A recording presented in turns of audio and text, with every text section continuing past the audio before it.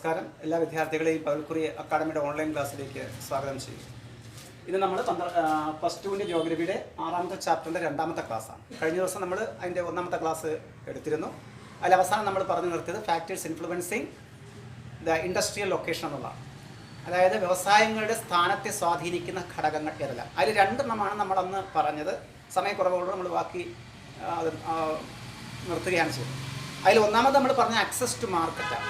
Access to market നിങ്ങൾക്ക് ഓർമ്മ കാണും. ഏതെങ്കിലും ഒരു നിർദ്ദിഷ്ട ഫാക്ടറിയിൽ നിർമ്മിക്കുന്ന ഉൽപ്പന്നങ്ങൾക്ക് ഒരു കമ്പോളം ഉണ്ടായിരിക്കണം എന്നാണ് നമ്മളിവിടെ പറഞ്ഞത്. ഒരു നിർദ്ദിഷ്ട ഫാക്ടറി മീൻസ് ഏത് ഫാക്ടറിയാവും, എയോ ബിയോ സിയോ ഏതാകാം.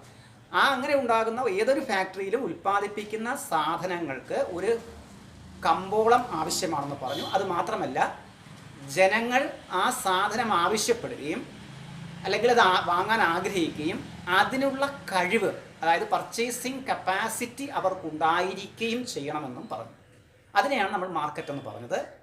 നമ്മൾ പറഞ്ഞത് യൂറോപ്യൻ രാജ്യങ്ങളും ജപ്പാൻ, ആസ്ട്രേലിയ, അമേരിക്ക പോലുള്ള രാജ്യങ്ങൾക്ക് അതിന് സാധിക്കുന്നു എന്നും ആണ് നമ്മൾ പറഞ്ഞത്.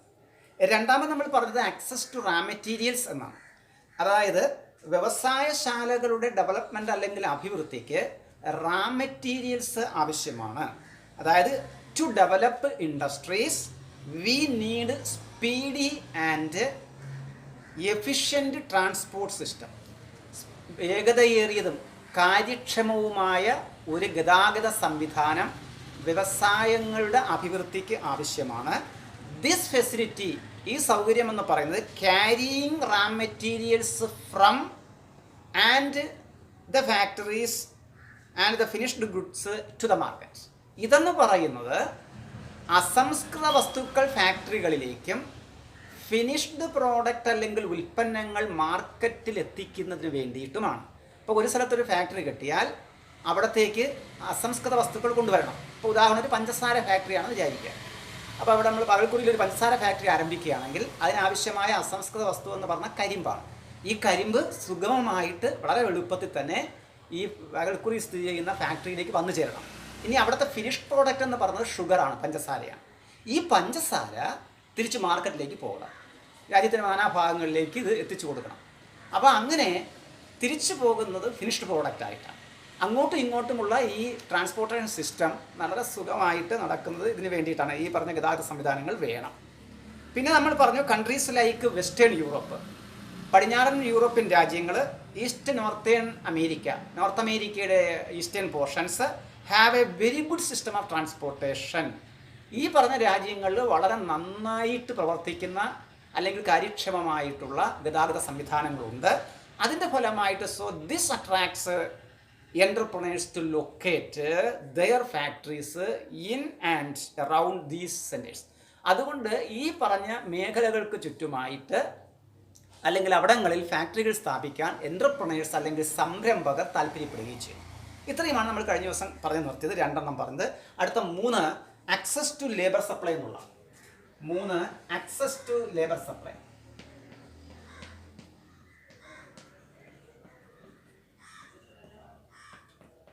അപ്പോൾ നമ്മൾ പഠിച്ചുകൊണ്ടിരിക്കുന്നത് what are the factors influencing the industrial location എന്ന് വെച്ചാൽ ഒരു ഫാക്ടറി എവിടെയാണ് സ്ഥാപിക്കുന്നത് എന്ന് പറയുന്നത് ചില ഘടകങ്ങളെ അടിസ്ഥാനമാക്കിയാണ് അതിൻ്റെ സ്ഥാനം നിർണ്ണയിക്കുന്നത്. അതിൽ 1 നമ്മൾ പറഞ്ഞു മാർക്കറ്റ്, കമ്പോളം ഉണ്ടായിരിക്കണം. 2 നമ്മൾ പറഞ്ഞു റാ മെറ്റീരിയൽസ് കൊണ്ടുവരാനുള്ള സൗകര്യം ഉണ്ടാകണം. 3 പറയുകയാണ് access to labour supply. Labour supply എന്ന് പറഞ്ഞാൽ തൊഴിലാളികളുടെ ലഭ്യതയാണ്. തൊഴിലാളികളുടെ ലഭ്യത ഉണ്ടായിരിക്കണം. തൊഴിലാളികളുടെ ലഭ്യത എന്ന് പറയുമ്പോൾ labour supply is an important factor in the location of industries. അതായത് വ്യവസായങ്ങളുടെ സ്ഥാനത്തെ നിർണ്ണയിക്കുന്ന ഒരു പ്രധാനപ്പെട്ട ഘടകമാണ് ലേബർ സപ്ലൈ അല്ലെങ്കിൽ തൊഴിലാളികളുടെ ലഭ്യത എന്ന് പറയുന്നത്. ഫാക്ടറിയെ കെട്ടിവെച്ചിട്ട് നല്ല തൊഴിലാളികളെ, കാര്യക്ഷമമായിട്ടുള്ള തൊഴിലാളികളെ ലഭിച്ചില്ലെങ്കിൽ ആ ഫാക്ടറി നന്നായി പ്രവർത്തിക്കില്ല. അതുകൊണ്ട് some type of manufacture still require skilled labours. ഇന്ന് നമ്മൾ മനസ്സിലാക്കേണ്ടത് മിക്കവാറും വ്യവസായങ്ങൾക്കെല്ലാം വൈദഗ്ധ്യമുള്ള തൊഴിലാളികളെ ആവശ്യമാണ് എന്നുള്ളതാണ്. മിക്ക വ്യവസായശാലകൾക്കും വൈദഗ്ധ്യമുള്ള അല്ലെങ്കിൽ വിദഗ്ധരായ തൊഴിലാളികളെ ഇന്നും ആവശ്യമുണ്ട്. എന്നാൽ increasing mechanisation, automation and flexibility of industrial process have reduced the dependency in industry upon the labours. പക്ഷേ നമ്മൾ പറഞ്ഞത് ഇന്നും പല ഫാക്ടറികൾക്കും ഉയർന്ന അല്ലെങ്കിൽ സ്കില്ലുള്ള കഴിവുള്ള തൊഴിലാളികളെ ആവശ്യമാണ്. പക്ഷേ ഇൻക്രീസിങ് മെക്കനൈസേഷൻ ആൻഡ് ആട്ടോമേഷൻ, യന്ത്രവൽക്കരണത്തിൻ്റെ കൂടുതൽ കൊണ്ടും അതേപോലെ തന്നെ ഓട്ടോമേഷൻ്റെ ഫലമായിട്ടും അതേപോലെ തന്നെ ഇൻഡസ്ട്രിയൽ പ്രോസസ്സുകളുടെ ഫ്ലെക്സിബിലിറ്റി കൊണ്ടും അതിന് നയങ്ങളിലൊക്കെ മാറ്റങ്ങൾ വരുത്തിയിരിക്കുന്നതിൻ്റെ ഫലമായിട്ട് തൊഴിലാളികളോടുള്ള ആഭിമുഖ്യം അല്ലെങ്കിൽ തൊഴിലാളികളെ കൂടുതലായിട്ട് ഇന്ന് വ്യവസായശാലകൾ ആശ്രയിക്കുന്നില്ല എന്നുള്ളതാണ് ഒരു സത്യമായിട്ടുള്ള കാര്യം. അപ്പോൾ പഴയതുപോലെ തൊഴിലാളികൾ കൂടുതലായിട്ടൊന്നും വേണ്ട. കാരണമെന്ന് പറഞ്ഞത് ധാരാളമായി നമ്മൾ നേരത്തെ ഈ മെക്കനൈസേഷൻ പഠിച്ചപ്പം പറഞ്ഞു, മനുഷ്യന് പകരമായി മെഷീനുകളുടെ ജോലി ചെയ്യുന്നു. അതേപോലെ അതിൻ്റെ ഉയർന്ന തലമായ ഓട്ടോമേഷൻ നടക്കുന്നു. കമ്പ്യൂട്ടറിൻ്റെയും ആധുനിക യന്ത്രങ്ങൾ ഉപയോഗിച്ച് തൊഴിലാളികളെ ആവശ്യമില്ലാതെ മനുഷ്യചിന്തകൾ പോലും വേണ്ടാതെ യന്ത്രങ്ങളും മറ്റും പ്രവർത്തിക്കുന്നു. തൽഫലമായിട്ട് തൊഴിലാളികളുടെ ആശ്രയത്വം കമ്പനികൾ കുറച്ചിരിക്കും എന്നതുള്ളത് ഒരു വസ്തുതയാണ്. അത് നമ്മളതിൻ്റെ ന്യൂനതയായിട്ട് പറഞ്ഞതാണ്. അപ്പോൾ എന്ത് തന്നെ ആയാലും ശരി തന്നെ നമ്മളൊരു സ്ഥലത്തൊരു ഫാക്ടറി സ്ഥാപിക്കുമ്പോൾ അതിൻ്റെ ഒരു ഫാക്ടർ എന്ന് പറഞ്ഞത്, ഇമ്പോർട്ടൻ്റ് ഫാക്ടർ എന്ന് പറയുന്നത് ലേബർ സപ്ലൈ തന്നെയാണ്. അതായത് വ്യവസായങ്ങളുടെ വളർച്ച എന്ന് പറയുന്നത് തൊഴിലാളികളുടെ ലഭ്യതയുമായി ബന്ധപ്പെട്ടിരിക്കുന്നു. മിക്കവാറും വ്യവസായങ്ങൾക്കെല്ലാം നല്ല രീതിയിലുള്ള സ്കില്ലുള്ള തൊഴിലാളികൾ ആവശ്യമാണ്. പക്ഷേ അതിലൊരു കുറവൊക്കെ ഈ കാലത്ത് വന്നിട്ടുണ്ട്. അതിൻ്റെ കാരണം മെക്കനൈസേഷനും ഓട്ടോമേഷനും അതേപോലെ തന്നെ ഇൻഡസ്ട്രിയൽ പ്രോസസ്സിൻ്റെ ഫ്ലെക്സിബിലിറ്റിയുമാണ് എന്നുള്ളതാണ് സത്യം. അടുത്ത 4 ആക്സസ് ടു സോഴ്സ് ഓഫ് എനർജിയാണ്. 4 access to source of energy. Energy എന്ന് പറയുന്നത് ഊർജ്ജമാണ്. അപ്പോൾ നമുക്കെല്ലാവർക്കും അറിയാം, മുമ്പൊക്കെ ഇവിടെ കേരളത്തിലേക്ക് അല്ലെങ്കിൽ ഇന്ത്യയിലേക്ക് കാര്യങ്ങൾ എടുക്കുമ്പോഴത്തേ ഊർജ്ജ ലഭ്യത കുറവായിരുന്നു. പവർ കട്ടും ലോഡ് ഷെഡിങ് ഒക്കെ നമ്മൾ കേട്ടിട്ടുണ്ട്. അപ്പോൾ ഇന്നിപ്പോൾ നമുക്ക് ആ പ്രശ്നങ്ങളൊക്കെ പരിഹരിച്ചിരിക്കുകയാണ്. ഇന്നിപ്പോൾ നമുക്ക് അങ്ങനെ ഈ കറണ്ട് പോക്കും കാര്യങ്ങളൊന്നുമില്ല, വ്യവസായങ്ങൾക്കൊന്നും അങ്ങനത്തെ പ്രശ്നങ്ങളൊന്നുമില്ല. അപ്പം ഊർജ്ജമെന്ന് പറയുന്നത് ഏതൊരു യന്ത്രം പ്രവർത്തിക്കണമെങ്കിലും അവിടെ മിക്കവാറും എല്ലാം ഊർജ്ജം ഉപയോഗിച്ച് പ്രവർത്തിക്കുന്നവയാണ്. കൈകൊണ്ടുള്ള കഴിവ് ഉപയോഗിച്ച് പ്രവർത്തിക്കുന്നവയല്ല കൂടുതൽ. യന്ത്രങ്ങളെന്ന് പറഞ്ഞാൽ കൂടുതലും ഇന്ന് നമ്മൾ പറഞ്ഞ ഊർജ്ജം ഉപയോഗിച്ച്, ഇലക്ട്രിക്കൽ ഊർജ്ജം മറ്റോ എന്തെങ്കിലും ഉപയോഗിച്ചാണ് പ്രവർത്തിക്കുക. അപ്പോൾ അതിന് ഊർജ്ജത്തിൻ്റെ സുലഭമായിട്ടുള്ള അല്ലെങ്കിൽ സുലഭത നമുക്ക് ആവശ്യമാണ്. അപ്പോൾ industries which use more power are located close the source of energy supply such as aluminium industry. ഇവിടെ ഒരു എക്സാമ്പിളായിട്ട് പറയുന്നത്, അലൂമിനിയം വ്യവസായത്തെ പോലെയുള്ള ധാരാളം ഊർജം ഉപയോഗിക്കുന്ന വ്യവസായങ്ങൾ ആ ഊർജ വിതരണ കേന്ദ്രങ്ങൾക്ക് സമീപം തന്നെ സ്ഥാപിക്കുന്നതായിരിക്കും ഉത്തമം. അപ്പോൾ അലൂമിനിയം ഒരു എക്സാമ്പിളായിട്ട് പറഞ്ഞാൽ, അലൂമിനിയം ഇൻഡസ്ട്രിയെ സംബന്ധിച്ച് പറഞ്ഞാൽ, അലൂമിനിയം ഇൻഡസ്ട്രി കൂടുതൽ ഊർജം ഉപയോഗിക്കുന്ന ഒരു ഇൻഡസ്ട്രിയാണ്. അങ്ങനെയാണെങ്കിൽ ആ അലൂമിനിയം ഇൻഡസ്ട്രി സ്ഥാപിക്കുമ്പോൾ ഊർജ വിതരണ കേന്ദ്രത്തിൻ്റെ ഒരു അടുത്തതായി തന്നെ അത് സ്ഥാപിക്കുന്നതായിരിക്കും ഉത്തമം. അപ്പോൾ കൂടുതൽ നല്ല രീതിയിൽ നമുക്കതിന് ഊർജം ലഭ്യത ഉറപ്പുവരുത്താൻ സാധിക്കും എന്നുള്ളതാണ്. അതുപോലെ തന്നെ earlier call was the main source of energy. നേരത്തെ നമ്മൾ കൽക്കരി ഉപയോഗിച്ചായിരുന്നു പല യന്ത്രങ്ങളും പ്രവർത്തിച്ചത്. ഇപ്പോൾ അതാണ് നമുക്ക് തീവണ്ടിയുടെ കാര്യം തന്നെ എടുത്ത് നോക്കൂ. ട്രെയിനെ സംബന്ധിച്ച് പറഞ്ഞാൽ നേരത്തേക്ക് കൽക്കരി ഉപയോഗിച്ചാണ് അതിൻ്റെ എൻജിൻ പ്രവർത്തിച്ചിരുന്നത്. അപ്പോൾ അത് കഴിഞ്ഞിട്ട് പിന്നീട് അവർ ഡീസൽ ഉപയോഗിക്കേണ്ടത്. അത് കഴിഞ്ഞിട്ട് പിന്നെ നിങ്ങൾക്ക് എല്ലാവർക്കും അറിയാം, നമ്മൾ ഇലക്ട്രിക്കൽ സപ്ലൈ ഉപയോഗിച്ചിട്ടാണ് അല്ലെങ്കിൽ വൈദ്യുതി ഉപയോഗിച്ചിട്ടാണ് തീവണ്ടിയുടെ എൻജിനുകൾ പ്രവർത്തിക്കുന്നത്. കണ്ടോ? അപ്പോൾ മാറ്റങ്ങൾ വന്നത് നോക്കൂ. പെട്ടെന്ന് തന്നെ ആ കാര്യങ്ങളിലേക്ക് മാറ്റം വന്നു. അപ്പോൾ വേഗത്തിൽ മാറി, കൽക്കരിയിൽ നിന്ന് പെട്രോൾ അല്ലെങ്കിൽ ഡീസലിലേക്കും അവിടെ നിന്ന് വൈദ്യുതിയിലേക്കും മാറി. അപ്പം നമ്മുടെ രാജ്യത്തും നേരത്തെ ഏർലിയർ ടൈമിൽ കൂടുതലായി നമ്മൾ ഉപയോഗിച്ചിരുന്ന ഒരു സോഴ്സ് ഓഫ് എനർജി എന്ന് പറയുന്നത് കോളായിരുന്നു. ടുഡേ ഹൈഡ്രോ ഇലക്ട്രിസിറ്റി എന്ന് പറഞ്ഞാൽ ജലത്തിൽ നിന്നുള്ള അല്ലെങ്കിൽ ജലത്തിൽ നിന്ന് വൈദ്യുതി ഉൽപ്പാദിപ്പിക്കുന്നതിനെയാണ് ഹൈഡ്രോ ഇലക്ട്രിസിറ്റി എന്ന് പറയും, ജലവൈദ്യുതി എന്ന് പറയും. ആൻഡ് പെട്രോളിയം എന്ന് പറയുന്നത് മറ്റൊരു ഊർജ്ജ സോഴ്സാണ്. Are also important source of energy for many industries. അപ്പോൾ ഇന്ന് നിരവധി വ്യവസായങ്ങളെ സംബന്ധിച്ചുള്ള അല്ലെങ്കിൽ പല വ്യവസായങ്ങളെ സംബന്ധിച്ചിടത്തോളം ഇന്ന് പ്രവർത്തിക്കുന്നത് കൽക്കരിയുടെ സ്ഥാനത്ത് മാറി ഏതൊക്കെയാണ്? ഹൈഡ്രോ ഇലക്ട്രിസിറ്റിയും അതേപോലെ പെട്രോളിയവുമാണ് ഉപയോഗിക്കുക. അപ്പോൾ access to source of energy നമ്മൾ ഇത്രയും കാര്യമാണ് പറഞ്ഞത്. ഒരു വ്യവസായത്തിൻ്റെ സ്ഥാനനിർണയത്തിൽ എനർജിക്കും സോഴ്സ് ഓഫ് എനർജിക്കും നിർണായകമായ സ്ഥാനമുണ്ട്. അലൂമിനിയം വ്യവസായങ്ങൾ പോലെ വൻതോതിൽ ഊർജം ഉപയോഗിക്കുന്ന വ്യവസായങ്ങളെ സംബന്ധിച്ച് ഊർജ ഉറവിടത്തിൻ്റെ അല്ലെങ്കിൽ ഊർജ വിതരണ കേന്ദ്രത്തിൻ്റെ ഉറവിടത്തിൽ തന്നെ നമുക്ക് ഈ വ്യവസായം സ്ഥാപിക്കുന്നതായിരിക്കും ഉചിതം. നേരത്തെയൊക്കെ അല്ലെങ്കിൽ കഴിഞ്ഞ കാലങ്ങളിൽ വരെ നമ്മൾ കൽക്കരിയാണ് ഊർജമായിട്ട് ഉപയോഗിച്ചിരുന്നതെങ്കിൽ ഇന്ന് പല വ്യവസായങ്ങളും അതിന് പകരമായിട്ട് ഹൈഡ്രോ ഇലക്ട്രിസിറ്റി അല്ലെങ്കിൽ ജലവൈദ്യുതിയോ അതേപോലെ പെട്രോളിയമോ ആണ് ഉപയോഗിക്കുന്നതെന്ന് നമ്മൾ മനസ്സിലാക്കുക. അടുത്തത് access to transportation and communication ഫെസിലിറ്റിയാണ്. 5 access to transportation and communication facility. അതായത് ഗതാഗത വാർത്താവിനിമയ സൗകര്യങ്ങളുടെ ലഭ്യതയാണ് അടുത്തതായിട്ട് വേണ്ടത്. ഗതാഗത വാർത്താവിനിമയ സൗകര്യങ്ങളുടെ ലഭ്യത ആവശ്യമാണ് ഒരു വ്യവസായത്തിൻ്റെ സ്ഥാനത്ത്. അപ്പോൾ വ്യവസായങ്ങളുടെ സ്ഥാനം നിർണ്ണയിക്കുന്ന 5ാമത്തെ ഘടകമാണ് നമ്മളിപ്പോൾ പറഞ്ഞു. നമ്മൾ ഇന്ന് പറഞ്ഞതിനകത്ത് ആദ്യം നമ്മൾ ലേബർ സപ്ലൈ പറഞ്ഞു, സ്കില്ലായിട്ടുള്ള ലേബേഴ്സ് നമുക്ക് ആവശ്യമാണെന്ന് പറഞ്ഞു. എന്നാൽ ഇന്ന് അതിന് തൊഴിലാളികളുടെ ആവശ്യം കുറച്ചിട്ടുണ്ട്. അതെന്ന് പറഞ്ഞാൽ യന്ത്രവൽക്കരണം, ആട്ടോമേഷൻ, അതേപോലെ തന്നെ ഇൻഡസ്ട്രിയൽ പ്രോസസ്സിൻ്റെ ഫ്ലെക്സിബിലിറ്റി എന്നിവ. പിന്നെ നമ്മൾ സോഴ്സ് ഓഫ് എനർജി പറഞ്ഞു. ഒരു വ്യവസായത്തിൻ്റെ സ്ഥാനം നിർണ്ണയിക്കുന്ന മറ്റൊരു പ്രധാനപ്പെട്ട ഘടകമാണ് സോഴ്സ് ഓഫ് എനർജി എന്ന് നമ്മൾ പറഞ്ഞു. അതിനുശേഷം നമ്മളിപ്പോൾ പറയുന്നത് ട്രാൻസ്പോർട്ടേഷൻ ആൻഡ് കമ്മ്യൂണിക്കേഷൻ ഫെസിലിറ്റിയാണ്. ഗതാഗത വാർത്താവിനിമയ സൗകര്യങ്ങളുടെ ലഭ്യതയാണ്. അതായത് speedy and efficient transport facility to carry raw materials to the factory and finished good to the market. നമ്മൾ നേരത്തെ പറഞ്ഞു, അത് മറ്റു തരത്തിലാണ് അവിടെ നമ്മൾ പറഞ്ഞത്. അവിടെ നമ്മൾ റാ മെറ്റീരിയൽസിനെ പറ്റി പറഞ്ഞപ്പോൾ ഇതുമായി ബന്ധപ്പെടുത്തിയാണ് പറഞ്ഞത്. റാ മെറ്റീരിയൽസിനെ സംബന്ധിച്ചിട്ട് അത് കൊണ്ടുവരാനും ഫിനിഷ്ഡ് ഗുഡ് കൊണ്ടുപോകാനും ട്രാൻസ്പോർട്ടേഷൻ ഫെസിലിറ്റി വേണം. അപ്പോൾ അതുമായിട്ട് ബന്ധപ്പെട്ട് അങ്ങനെ പറയാൻ പറ്റും. അതുകൊണ്ട് ഇവിടെയും നമുക്ക് കമ്മ്യൂണിക്കേഷനും ഗതാഗതവുമായി ബന്ധപ്പെട്ട് നമുക്ക് ഇത് തന്നെയാണ് പറയുന്നത്. സ്പീഡി ആയിട്ടും എഫിഷ്യൻറ്റുമായിട്ടുള്ള ഒരു ട്രാൻസ്പോർട്ടേഷൻ ഫെസിലിറ്റി, അതായത് വേഗതയേറിയതും കാര്യക്ഷമവുമായിട്ടുള്ള ഒരു ഗതാഗത സംവിധാനം എന്ന് പറയുന്നത് റാ മെറ്റീരിയൽസ് ഫാക്ടറികളിൽ എത്തിക്കുന്നതിനും ഫിനിഷ്ഡ് പ്രോഡക്ട്സ് അല്ലെങ്കിൽ അന്തിമ ഉൽപ്പന്നങ്ങൾ മാർക്കറ്റിൽ എത്തിക്കുന്നതിനും അത്യന്താപേക്ഷിതമാണ്. അപ്പോൾ അതുകൊണ്ട് സ്ഥാനനിർണ്ണയത്തിൽ ഗതാഗതത്തിന് വളരെ വലിയ പ്രാധാന്യമുണ്ട് എന്ന് നമ്മൾ മനസ്സിലാക്കുക.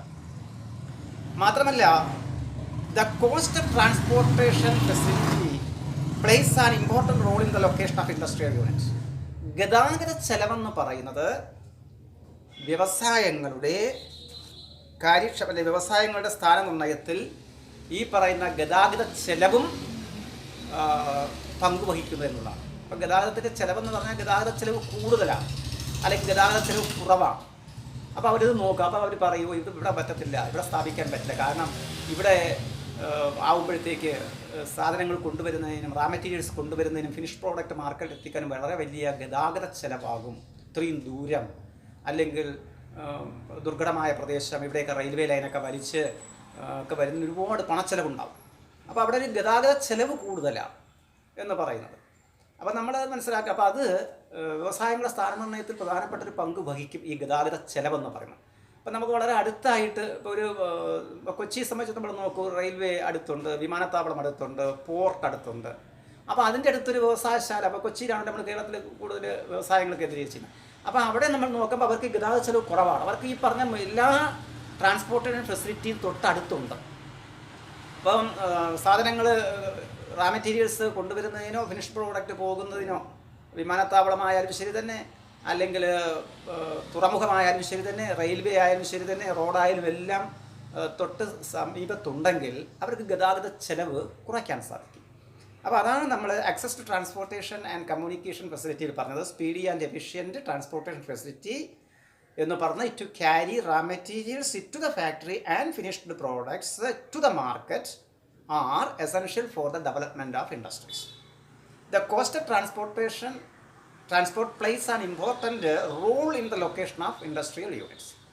അപ്പം ഗതാഗത വാർത്താവിനിമയ സൗകര്യങ്ങളെന്ന് പറയുന്നത് ഏത് റാ മെറ്റീരിയൽസ് ഫാക്ടറികൾ എത്തിക്കുന്നതിനും അതുപോലെ ഉൽപ്പന്നങ്ങൾ കമ്പോളങ്ങൾ എത്തിക്കുന്നതിനും അത്യന്താപേക്ഷിതമാണ്. അത് മാത്രമല്ല ഗതാഗത ചെലവെന്ന് പറയുന്നത് വ്യവസായങ്ങളുടെ സ്ഥാനനിർണ്ണയത്തെ സ്വാധീനിക്കുകയും ചെയ്യും. അടുത്തത് ഗവൺമെൻറ് പോളിസിയാണ്. 6.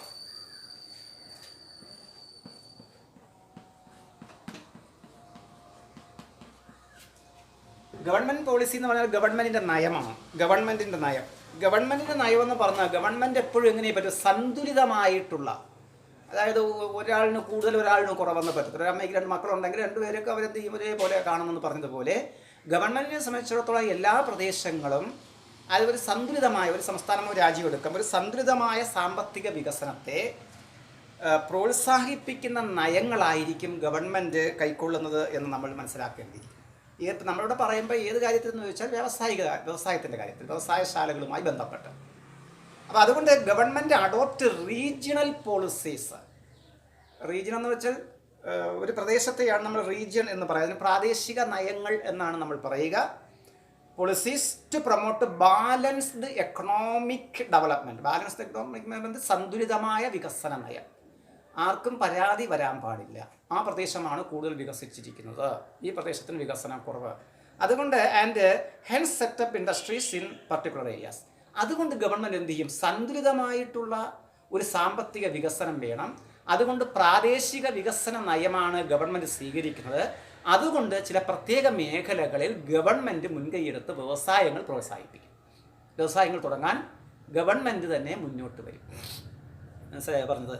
അപ്പോൾ ഇതാണ് അതിൻ്റെ ഒരു പ്രത്യേകത എന്ന് പറഞ്ഞത്. കാരണം എന്ന് പറഞ്ഞാൽ ആ പ്രദേശത്തിന് കൂടി വികസനത്തിന് വേണം. ഞാൻ പറഞ്ഞു, ബാലൻസ്ഡ് ആയിട്ടുള്ള എക്കണോമിക് പ്രോഗ്രസ് ആണ് കാണുന്നത്. അല്ലെങ്കിൽ സന്തുലിതമായ ഒരു വികസന നയം എന്ന കാഴ്ചപ്പാടോടുകൂടി ചില പ്രത്യേക മേഖലകളിൽ വ്യവസായങ്ങൾ രൂപവൽക്കരിക്കാൻ ഗവൺമെൻറ് മുന്നിലേക്ക് വരുന്നു. അതിനെയാണ് നമ്മൾ ഗവൺമെൻറ് പോളിസി എന്നതുകൊണ്ട് ഉദ്ദേശിക്കുക. ഇതും വ്യവസായങ്ങളുടെ സ്ഥാനനിർണ്ണയത്തെ സ്വാധീനിക്കുന്ന ഒരു ഘടകമാണ്. അപ്പോഴേ government adopt regional policies to promote balanced economic development and hence set up industries in particular areas. അപ്പോൾ അതാണ് നമ്മൾ മനസ്സിലാക്കേണ്ട ഒരു കാര്യമെന്ന് പറഞ്ഞാൽ, സന്തുലിതമായ ഒരു സാമ്പത്തിക വികസനത്തെ പ്രോത്സാഹിപ്പിക്കുന്ന നയങ്ങളായിരിക്കും ഓരോ ഗവൺമെൻറ്റുകളും നടപ്പിലാക്കുന്നത്. അതുകൊണ്ട് വ്യവസായങ്ങളില്ലാത്ത പ്രദേശങ്ങളിൽ വ്യവസായങ്ങളെ പ്രോത്സാഹിപ്പിക്കുകയാണ് ഗവൺമെൻറ്റുകൾ ചെയ്യുന്നത് എന്ന് നിങ്ങൾ മനസ്സിലാക്കുക. Last, access to agglomeration economics. Agglomeration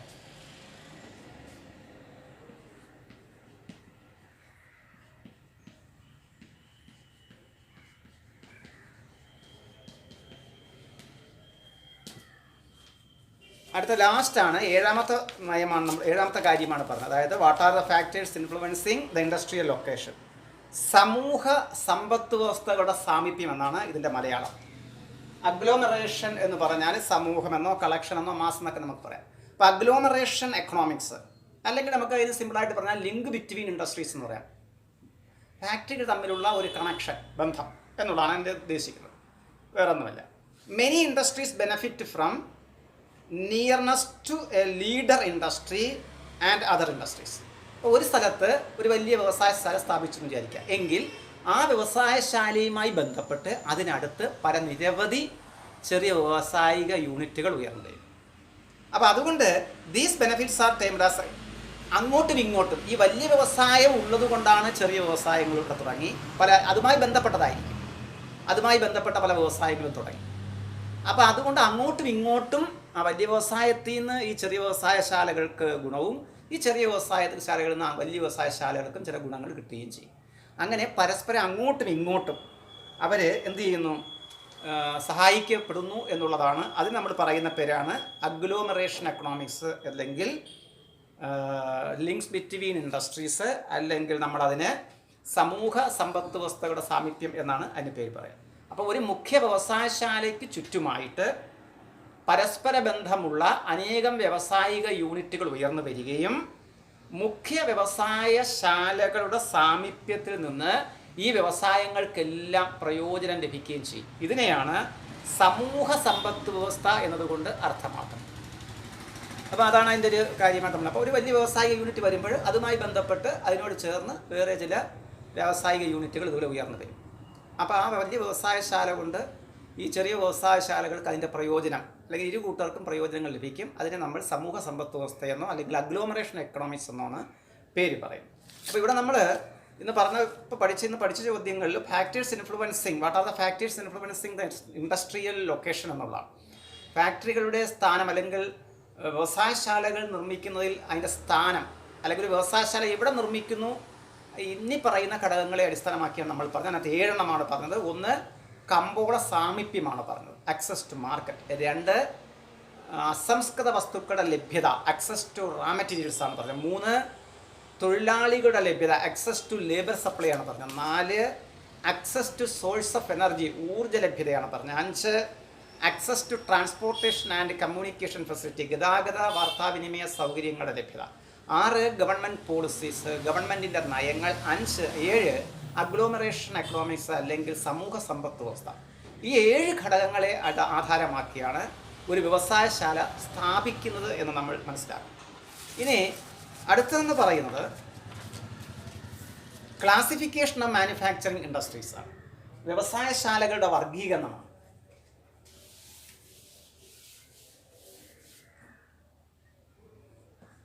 classification of industries, വ്യവസായശാലകളുടെ വർഗീകരണം. പലതരത്തിൽ നമുക്ക് വ്യവസായശാലകളെ വർഗീകരിക്കാം. എങ്ങനെയെന്ന് ചോദിച്ചാൽ ക്ലാസിഫിക്കേഷൻ പറയുന്ന manufacturing industries are classified on the basis of their size. ഈ ക്ലാസിഫിക്കേഷൻ നടത്തിയിരിക്കുന്നത് 1 സൈസിൻ്റെ അടിസ്ഥാനത്തിലാണ്. സൈസ് എന്ന് പറഞ്ഞാൽ വലിപ്പം. അപ്പോൾ ഒരു വ്യവസായശാലയെ നമുക്ക് പലതായി തരംതിരിക്കാം. ഒന്നാമത്തത് സൈസിൻ്റെ അടിസ്ഥാനത്തിൽ തരംതിരിക്കാം, വലുത് ചെറുത് എന്നൊക്കെ പറഞ്ഞ് തിരിക്കാം. 2 പറഞ്ഞ റാ മെറ്റീരിയൽസിൻ്റെ യൂസിൻ്റെ അടിസ്ഥാനം, റാ മെറ്റീരിയൽസ്.